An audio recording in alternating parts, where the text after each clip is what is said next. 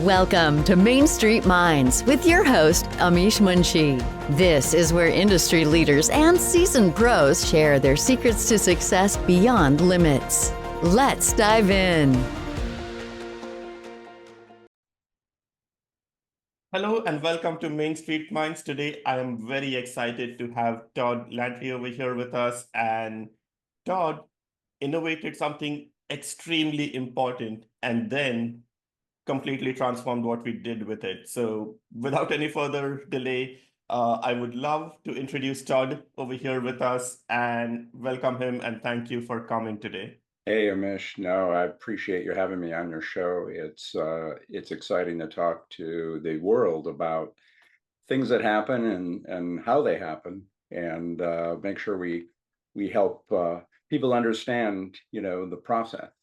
Yeah, people say innovation is key. One of the most innovative things that has happened to human life, maybe after fire uh, and before AI, and something that made humanity a lot more human, I would say, is the internet and the Yeah. connectivity and the networks, right? The entire world was completely different when we had computers like doing something by themselves. When we got computers to speak with each other, human beings could speak with each other in a much more meaningful way. So hmm networks was the key to a lot of progress and success and the way in which we live. Tell us a little bit more about how you helped entire humanity network. Yeah. Well, I appreciate it. I don't think I can take you back as far as fire, but I can certainly go back to the back half of the last century. Scary Mhm, enough. And the funny thing is, if you think of a time, and many people are even too young to know, but there was a time when having computers in your house wasn't that common. mhm. Access to the internet really didn't exist. Yeah.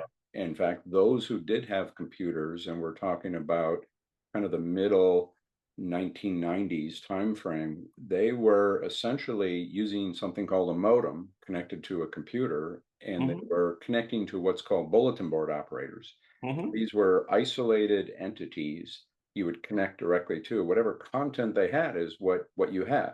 mhm. And at the time, I worked for a company called US Robotics, right? And I Yeah.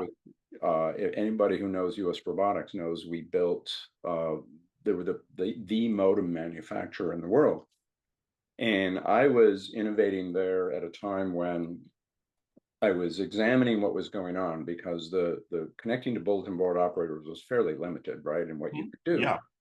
What was emerging? Well, what I was looking at is this idea of something called the internet, and it Mhm, was very immature at the time, so it had a long way to go. But something called websites, which we take for granted today, they yeah. were really starting to grow. And when I started looking at it, there was no browser on your laptop or on your home computer.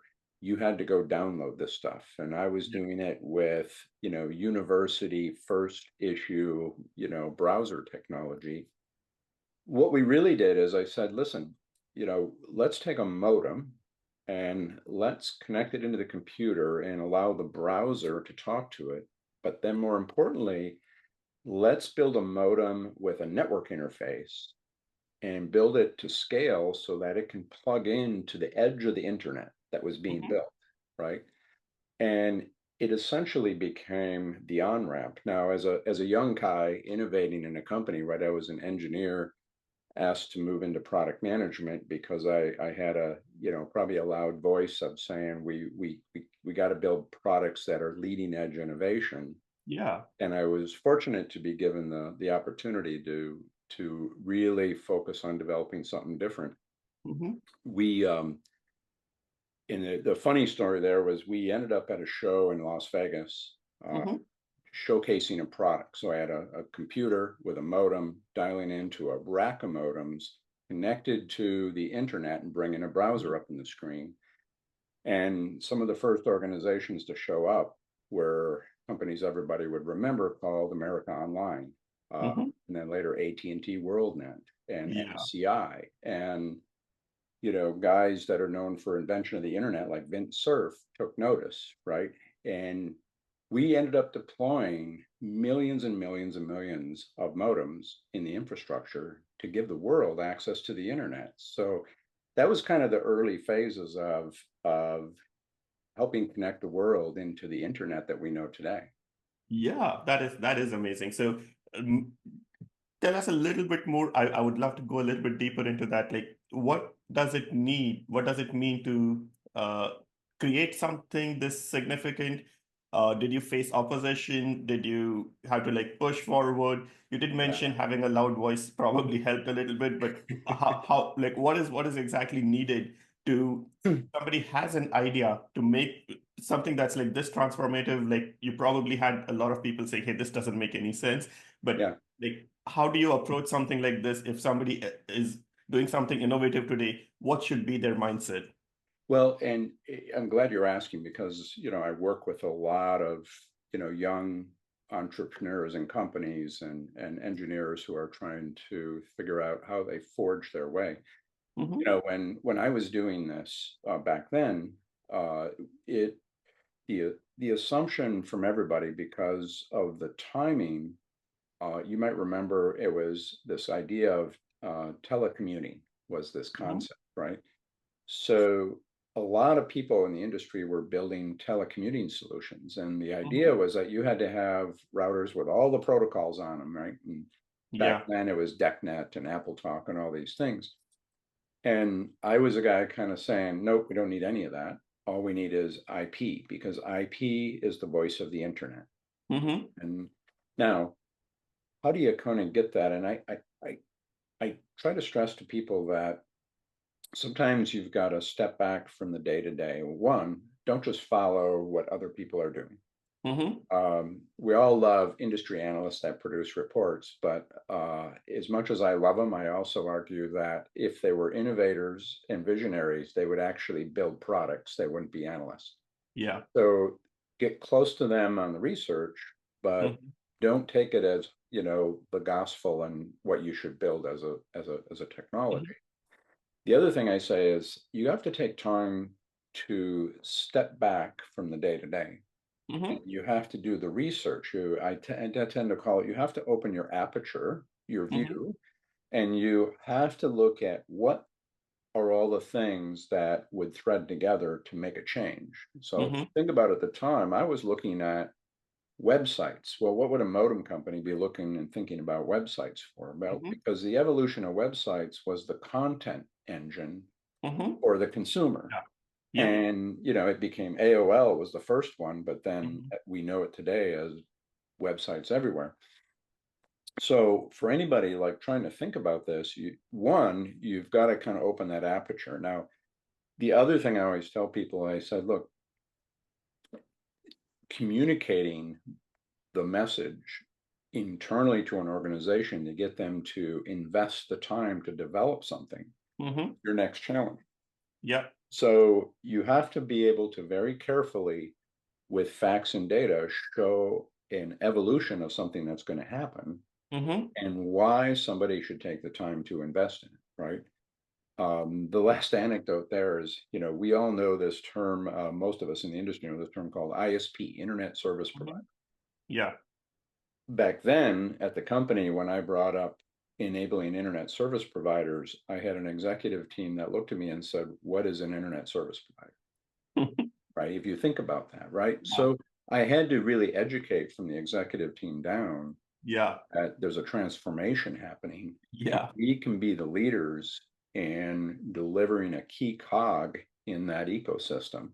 Yeah. That's maybe one way of describing a way to think about it for people trying to embark on innovation in a different way.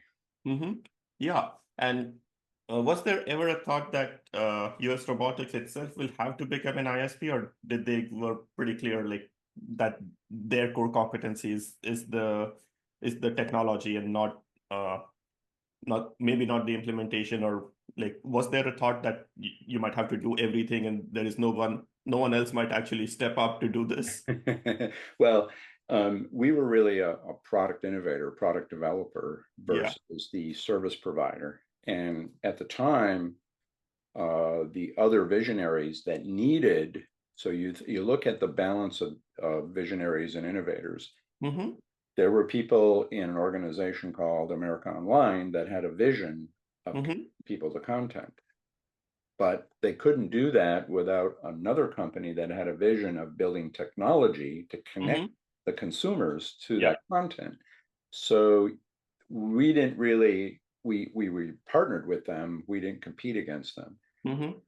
You might remember, everything from CompuServe to MCI, WorldNet, AT&T Yeah. evolved to be massive service providers. Yeah. And so we didn't really compete against them. We kind of knew Okay. where we fit into the ecosystem, where our expertise was. We weren't, our expertise wasn't being a service provider. Expertise Yeah. was connecting people. Okay. So, And, and then we kept looking at that as we continued in through the 90s and into 2000s and said, something you and I have talked about is how that evolved to getting rid of wires. yeah. The era of moving to wireless for the internet was the next big transformation, right? Yeah. So just to summarize, kind of you helped create the on-ramps to the internet, and then you completely transformed it, right? Like, tell us a little bit more about like the exact thing that you started. How did you like take it to the next level and change it completely? Like, Yeah. what So the well, next? if you think about it, we all, many of us then, it was the evolution of laptops, right? Yeah. And we, those of us then that traveled would want to capture all our email, for example, before we get on airplanes. So we had to plug in our modem built into our laptop. We had to plug into a phone line somewhere. Yeah.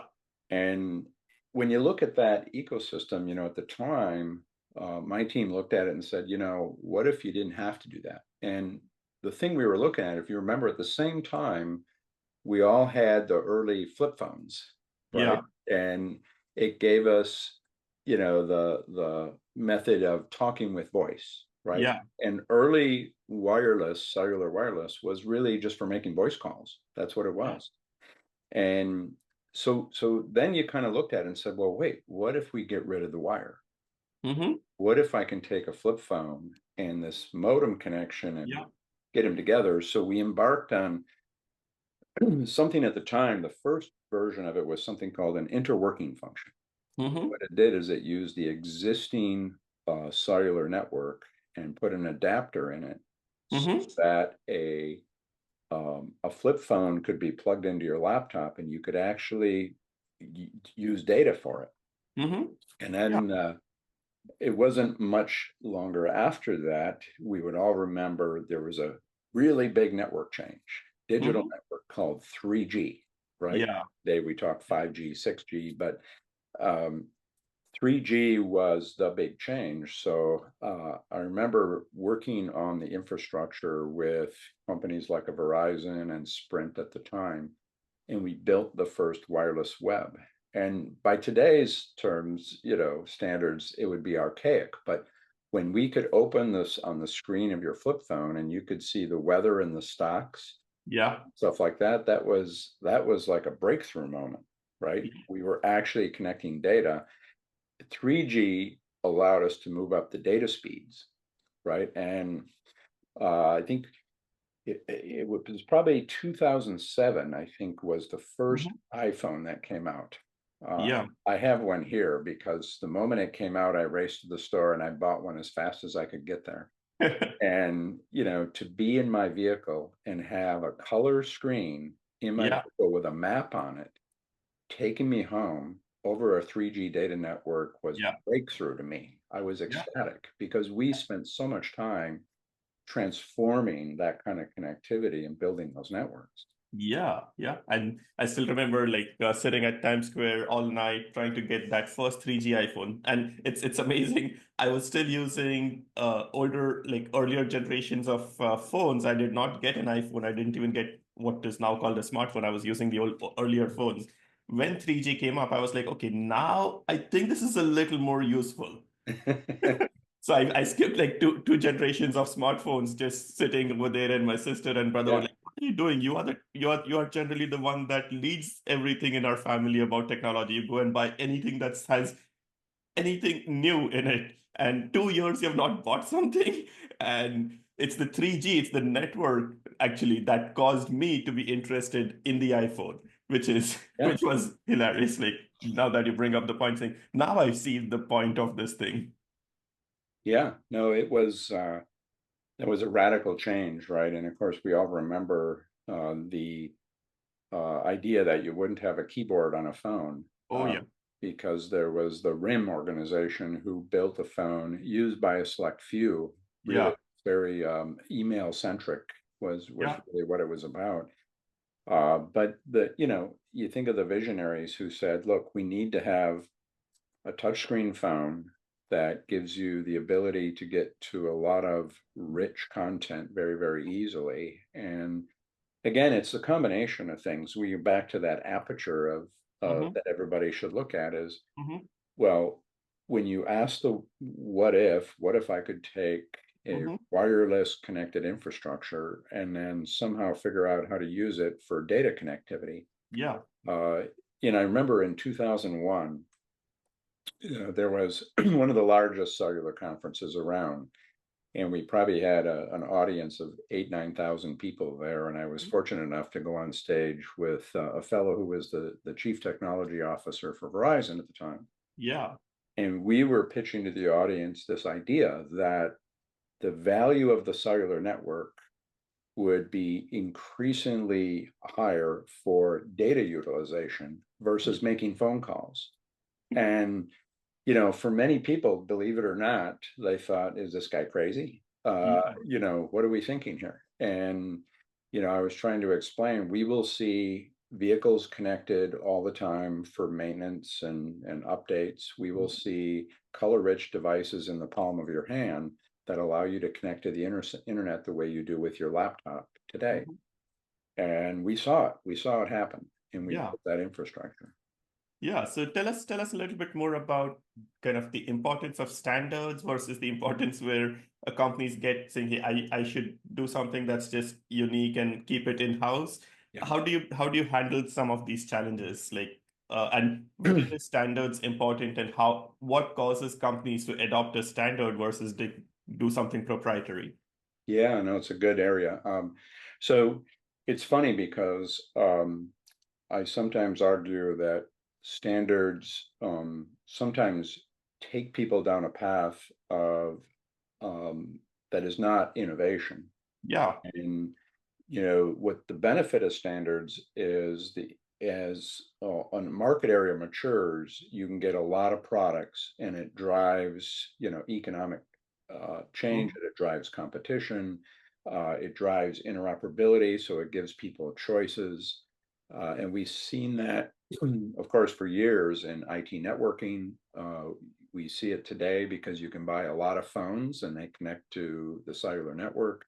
Mhm. Um, if you're in the business, though, of being a product manager or leading an engineering team and trying to innovate, you have to find the balance Mhm. because um, standards is a community of knowledge. Soon as you provide your innovation into the standards community, you've now opened it up for Yeah.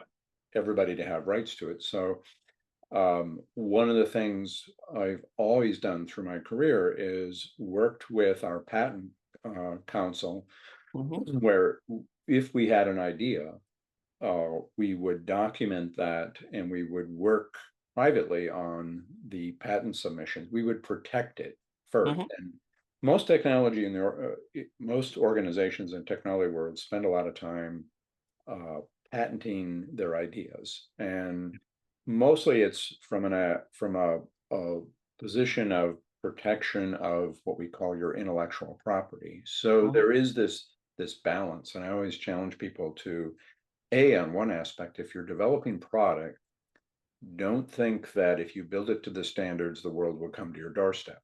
Yeah. Because if every product is the same, you only compete on price. Yeah. And you have to think about how to be standards interworking, but Mhm. then build unique value on top of that, which most often is not written in any standard, Yeah. right? It's a different way to think about it. Mhm. Makes sense. Yeah. So that's a very cool way of approaching it. So you don't miss out on the larger market size, Yeah. while at the same time you are the company can be a pioneer and like do more with it. And tell us a little bit more about what you're doing right now, and also like you did mention about the 3G and like what's possible, but you did mention you I think you touched upon it saying you developed a data services layer on top, and that was I think it builds on top of just exactly what we were speaking about, saying yes, you adopt the general standard and it's available to everyone to implement, but then Right. do something special on top that makes you unique, right? Like tell us a little bit more about that. Yeah, it's interesting to see how it continues to evolve, Hmm. even today. And in, my past 10 years of work in the industry, we had a vision of saying, look, you could build cellular wireless technology Hmm. that is usable by an enterprise organization Hmm. or changing the way they connect the different today what we call IT or Hmm. operations technology in their organization. And it's funny because many businesses who built up and needed to connect things, everything from printers to Hmm. building controls, you name it, they all have wires. Yeah. Wires everywhere. There's wires to door locks. There's Yeah. wires to your HVAC system. There's wires connecting medical equipment. There's wires everywhere, but yet we live in a world where nobody really likes wires, Yeah. right? If I gave you a cell phone and said it's a really cool product, but you need to go find a place in the wall to plug it into to use it, Yeah. it wouldn't be very usable, right? It's the Yeah. mobility with the content Hmm. combination that matters. So what's really happened is, and what's really kind of now emerging in a significant way is this idea that cellular networks, and they've evolved in several forms. One is traditional operators that we know and love today that provide you with your mobile phone service, Yeah. are now saying, hey, I have this infrastructure, I have this spectrum, and we want to be able to enable businesses to Hmm. utilize that for specialty applications, right? Hmm. Think of the medical industry, right? Caregivers need access to information to give you better care. Hmm. When you're in the hospital, we all know you get connected to a lot of machinery that monitors you. Yeah. That machinery needs to be connected in a very persistent way to make sure that data is Yeah. provided to a database. And then the caregivers who are always moving around inside that building need to know that they can Hmm. always be connected to a hand Yeah. computer in this case. Yeah. A view of. Right. So now you have an ecosystem Yeah. of data and human intelligence, and that Hmm. creates efficiencies in how we can give care to Hmm. people. Yeah. And if you think about it, anybody that's gone into the hospital or gone into the healthcare environment sees all this equipment and sees it moving around and Hmm. sees caregivers moving around. And you don't have to, if you step back and just think about it, untethering people in that environment is an important thing, right? Yeah. So we've seen really fantastic changes. Even our government in the U.S., the FCC side, that that um, governs spectrum, has made available to the enterprise organizations spectrum that they can use. This is typically spectrum that is sold for billions of dollars, and it's Hmm. made available literally free of charge for organizations to use that to create yet another layer. Now, Hmm. one thing I'll leave with you in this area is that we think of any business and even our home today, and we think wireless, the word Wi-Fi comes out, Yeah. right? So Wi-Fi has been a phenomenal evolution because of its simplicity, because of its ubiquity across so many things, right? Hmm. But it also has its downsides, right? Yeah. We all thought of it early on as hotspots. And, Yeah. it the difference between Wi-Fi and cellular is the inherent mobility, right? Because we get in Yeah. our car and we go down the Yeah. highway, our phone stays connected. Yeah. It's kind of hard to do with Wi-Fi. Yeah. So what's cool about it is organizations, this is how much it's evolved, is organizations now have the ability to use additional, to your point, layers Mm-hmm. of connectivity and wireless. Yeah. One of them is private cellular that we talk Mm-hmm. about. Our industry calls it private 5G today. So Yeah. these layers of connectivity that are now moving into the business entities is a fantastic evolution of untethered connectivity. Yeah. And is that very different from the mesh networks, or technically it's Similar, mesh is a variation of using the 802 standards, right? yeah. The similar to Wi-Fi standards, and they're being used in businesses in several levels. I have a mesh network in my house Yeah. because you can buy as a consumer a mesh Yeah. Wi-Fi network and Mhm. ensure Wi-Fi continuity inside your home. Cellular is a bit different, right? It's a different set of protocols. It was designed differently. A lot of what was designed in the cellular world now, Yeah. the Wi-Fi industry is starting to adopt some of that, Yeah. the methods, because they're more secure, they're more persistent in how they deliver the bits to you. So those two technologies, I kind of coined it as the Wi-Fi technology, Mm-hmm. born out of what's called 802.x Yeah. standards, and cellular technology, which is born out of what's called 3GPP standards. Mm-hmm. They're very different. They each have their own attributes, and sometimes people think it's one or the other, that they're competing. The reality is there's different uses for both, and it's Mm-hmm. kind of like you can have a lot of transportation in a city. Yeah. And once you build highways, you don't get rid of all the trains, right? So Yeah. there's a Yeah. case for trains, and there's a case for the highway, and Yeah. there's a case for taxis and Ubers, right? Yeah. So they all complement one another depending on exactly what you're trying to do. And that's how people should really think about it.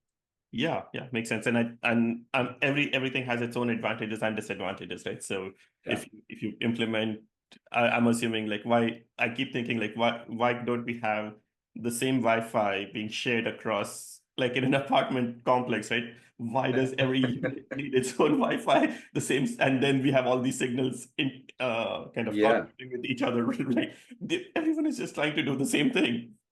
But Yeah. in addition to the advantages and disadvantages, I think there is pros and cons of everything, right? So, but coming back to you, like, tell us what's keeping you happy, busy, what's happening in the world with Halo, and what is your vision next? Yeah, no, I appreciate that. I joined an organization called Halo Networks now only about 6 or 7 weeks ago, and Oh, wow. Good. the Halo is in the business of delivering wireless service capabilities to Mm-hmm. enterprise organizations. And what is exciting about being here at Halo is back to that, opening the aperture is Mm-hmm. we've got an organization that has done extremely well at delivering one set of capabilities, right? That public cellular access, meaning make mobile phones work well Mm-hmm. when you go inside of your building.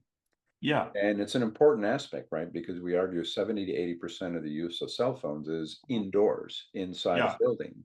Yeah. Therefore, it's probably arguably the most important place to make sure things work. Yeah. Yeah. With Halo, though, what we're able to start to do now is open that aperture and add other capabilities of wireless offerings to these organizations. So Mm-hmm. when you want to think about how we were talking about the different highways, right? The taxi versus the highway versus Mm-hmm. the trains. Well, in this case, you might have Wi-Fi, you need public cellular, and now you're going to add private cellular. And there's even Mm-hmm. another layer now, which is some people know of it as this technology called LoRaWAN.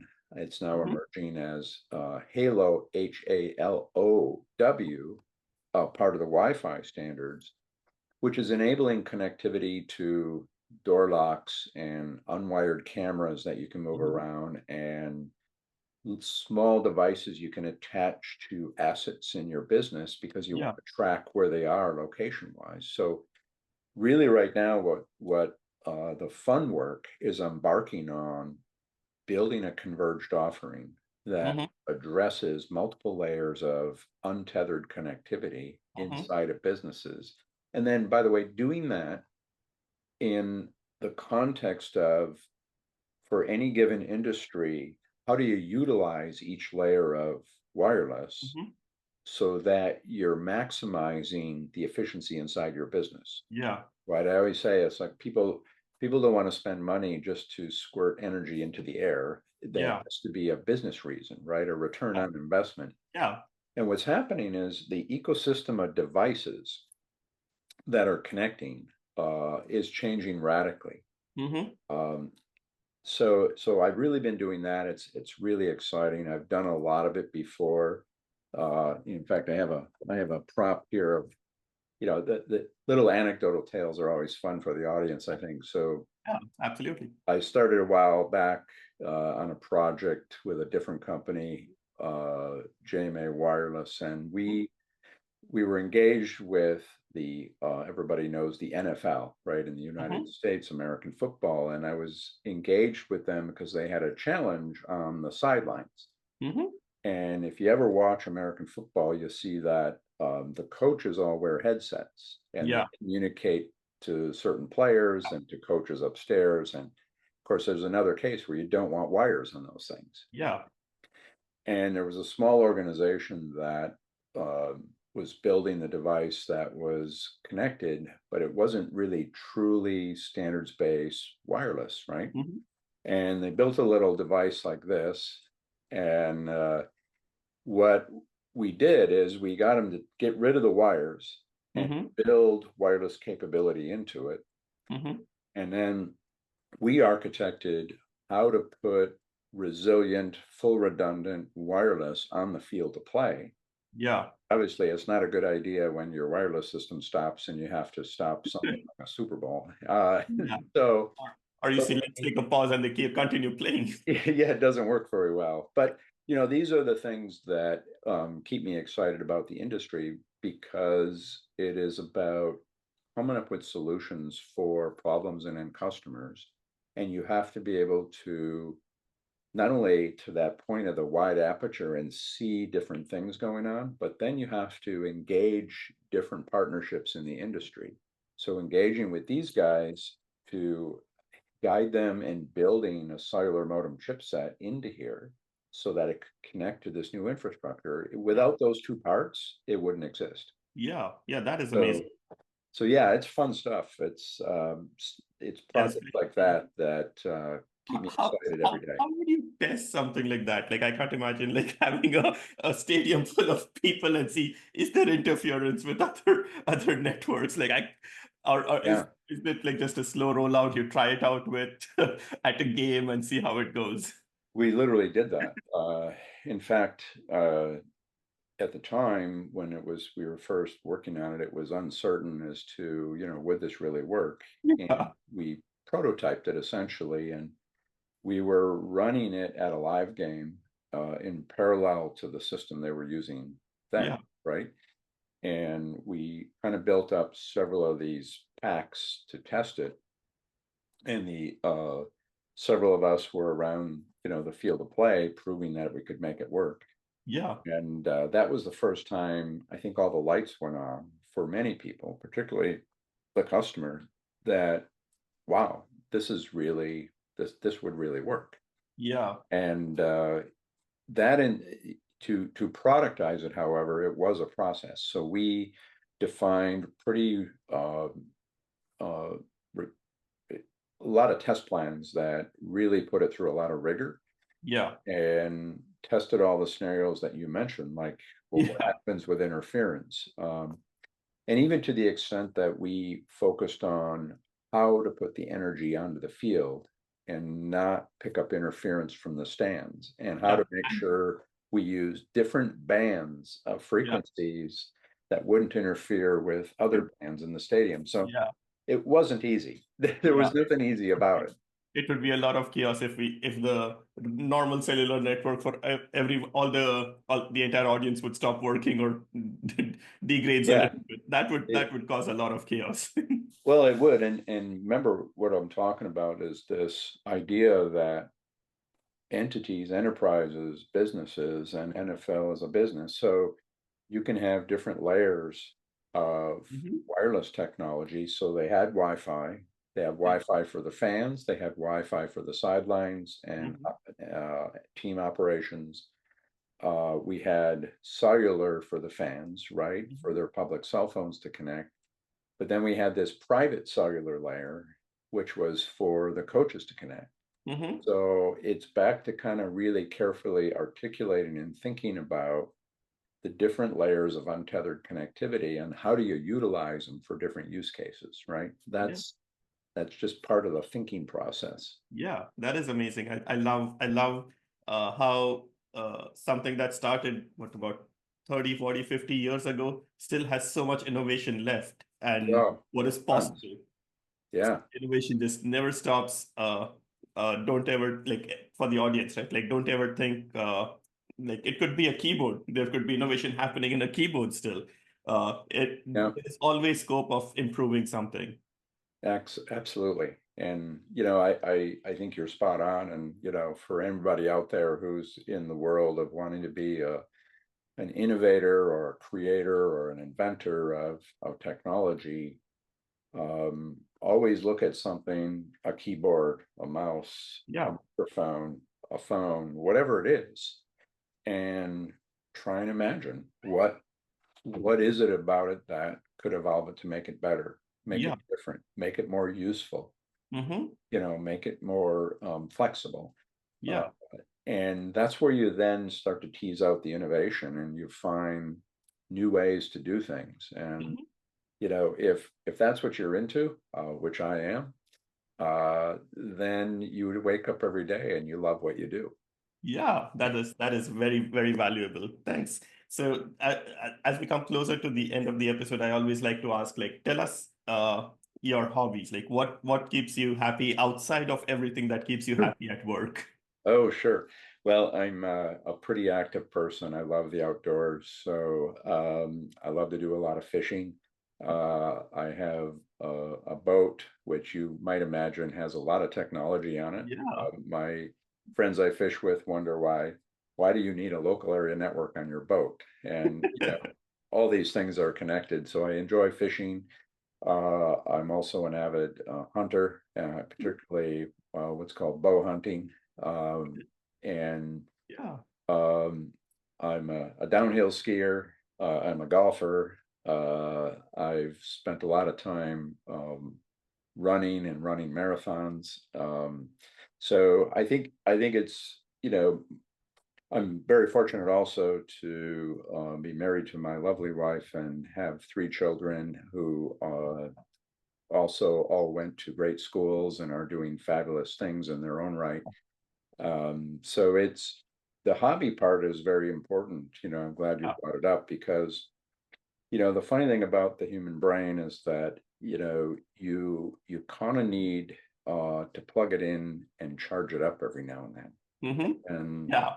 charging it up, I work with a lot of folks who used to say, hey, and we know it's that time of year and you're going to go up to your place in the woods and you're going to be out in the solitude of the woods hunting.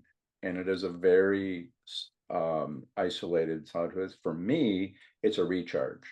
And Yeah. they knew I always came back with new ideas after I Yeah. would go do my stint at hunting. And Yeah. hobbies are an important part. Don't just do work every day. Uh, Yeah. I don't watch a lot of television. I don't, I'm either reading and researching or I'm doing my hobbies or Mm-hmm. I'm inventing and talking to real live customers. So it's a fun balance. Yeah, yeah. So somebody that helped the entire world connect to the internet still believes a partial, small little disconnect from everything helps us bring innovation back. So that is that is very, very, very interesting. Absolutely. I know most people know about it, but being actually able to succeed and make progress in your life, sometimes you just take a little break and then come back with a lot more back, and it will make you more happy. Oh, absolutely. You're much happier. You think more clearly, Mm-hmm. and look, we all, when you want to be in the business of innovation, you got to kind of be as smart about using the tools that feed your engine. Yeah. And that means you've got to go get fuel. You've got to put oil in the system. You've got to take these breaks, right? You take your car in for maintenance. You got to take your body in from brain in for maintenance, and that's what these things do. They actually they invigorate thinking, and many people don't fully appreciate or understand that. So I would encourage anybody, take on those hobbies, do things. I would tell you, for me, I started running just because it was a health thing. I never really had the intention to run a marathon, but the more I started studying it and reading about how to run, what kind of shoes to wear, what, how to get the footbeds right, how to change my gait and run. Next thing I knew, I found myself doing a casual run, which was 13 miles. And I said, that's a half marathon. I'm going to sign up for one. And my first scary commitment was to sign up for the Chicago Marathon. All I wanted to do was finish it. And and I finished very successfully, but it's one of those funny challenges in life that you take on, and you kind of milestone it. And when you do something like that and you meet other people who've taken the time to run a marathon, you know what you went through to do that. It's not easy. In no shape or form is it easy. There's an appreciation for that. And I can't tell you how many people in the industry I get with, and you find out that they're like you. I will go to a customer and we have dinner, and all of a sudden we realize we're both hunters, and we spend the first 20 minutes sharing stories on that. So there's a bonding. So it comes back to that, choose your hobbies and invest in them. It may not be the right phrase, but we call it like finding your tribe, right? Like finding similar people, being able to connect with like-minded people, and more than likely they will all be again successful and doing something similar, and it will bring better bonding, better networking. Networking, a trust, right? We have like capabilities, interests, and no, I think it's critically important. That's that like I'll conclude this episode with that, because that's extremely special. So thanks for sharing your hobbies, and also thanks for coming on this show and like helping all of us learn how to be successful in doing something very innovative, because especially while doing innovation, it's very easy to stumble. So the insights and the tips that you have shared are extremely valuable to all of us. Thank you. Good. Well, thanks for having me, Amish, and very much appreciate it. Yay, thanks. That's a wrap on today's episode of Main Street Minds. Want to share your journey with our audience? Head over to mainstreetmindspodcast.com/guest to apply.